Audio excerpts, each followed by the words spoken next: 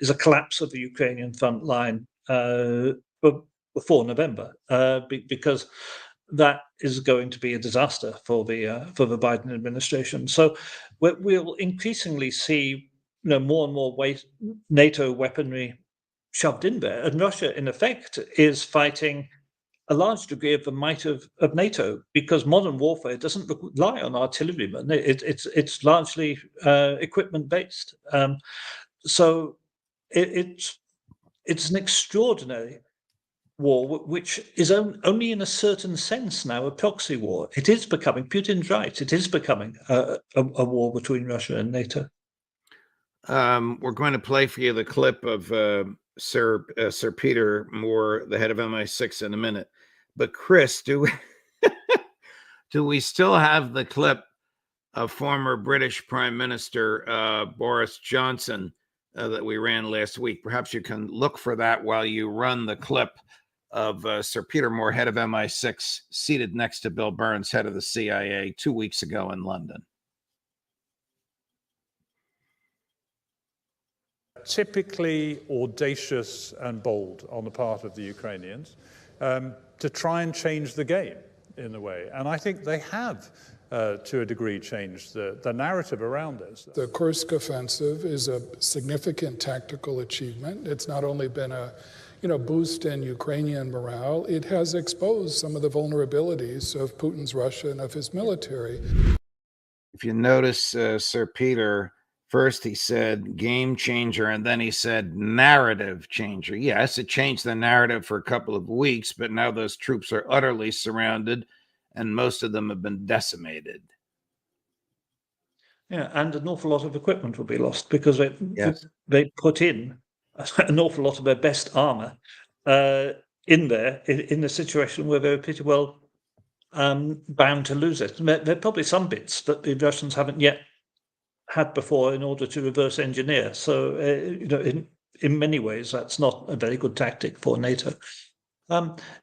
It's extremely sad, because there has to be a negotiated peace. But you can't end up with total surrender on either side. It's not going to end in total surrender on either side. NATO, because for either side to go for total surrender would risk nuclear war and risk massive escalation. So, and the negotiated peace, in the end, is going to now, because of the way things have shifted on the ground, it's going to be a little bit more advantageous to Russia than it looked like it would be a couple of years ago. It's not going to be that different. This thing could have been settled. This hundreds of thousands of people have died, and millions have been displaced for no reason other than politician belligerence, really, and of course for massive profits of the arms trade. Well, here's the politician who was the head of the government in Great Britain at the time, and who flew to Kyiv and said to President Putin that agreement that's been negotiated in Istanbul was 1.5 inches thick. Every page had been initialed by the Russians and the Ukrainians. Throw it out.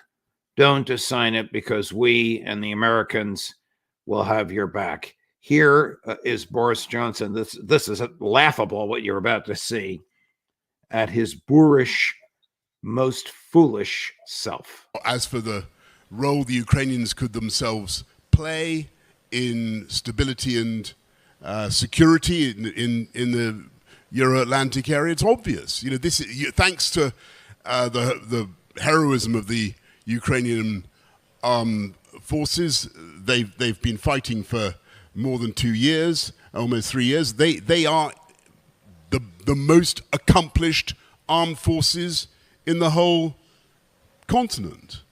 And it's easy to see how they could play a very, very important role in peace and stability on the European continent. One of the arguments I think we should make to our American friends is if they want to take back some US troops from the European theater and save a few billion, a lot of billion, Mike, then I'm sure the Ukrainians, having defeated the Russians, and there's nobody more effective at defeating the Russians than the Ukrainians, I'm sure the Ukrainians would be only too happy to backfill in Europe. Anyway, those are some of the things, some of the ways in which I think Ukraine can be a force for stability.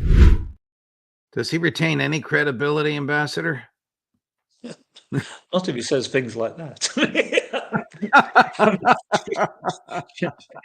Plainly, Ukraine is suffering massive troops shortages and degradation, and the idea that it has a large military which could take over and backfill from American troops in Germany or whatever, it's just absolute nuts. He's a sideshow now who he wouldn't have been there if he wasn't being paid. I think that's one thing you can say about him. And really, there's just not enough sense at any of his points to make them worth countering. Well, we thought after all the gloom and doom we've been